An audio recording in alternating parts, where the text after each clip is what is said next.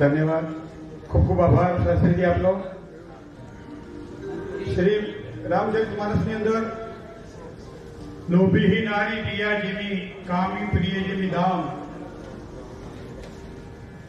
દામોદર સ્તોત્ર સ્વામેવ યાતે મમદેહી કહેવે સમાગતે દમને ધરે કૃતાંતે વક્તવ્ય મેવ મધુરમ સુભક્ત્યા ગોવિંદ દામોદર માધવેતી.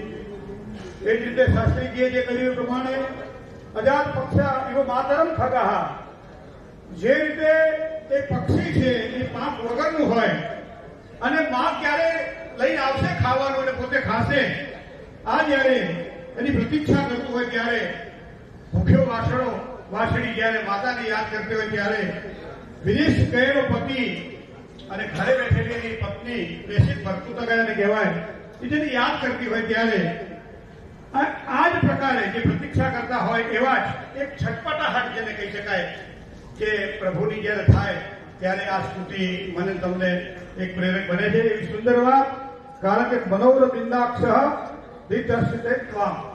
તો આ વાત ખૂબ જ સરસ રજૂઆત આપની સાથે. ખૂબ ખૂબ આભાર.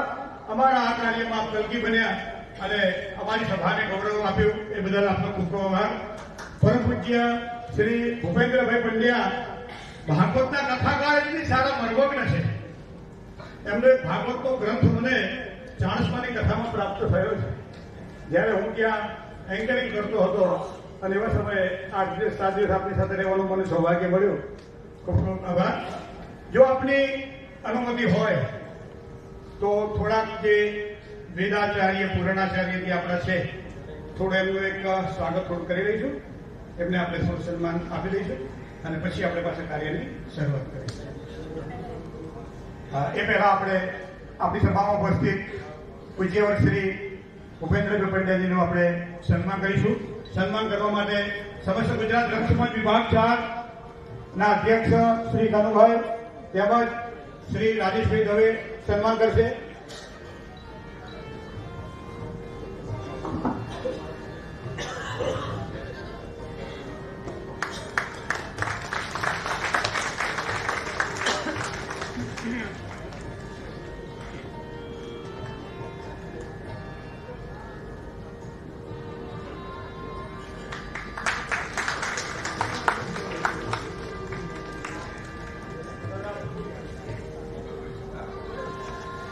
સામે જો ને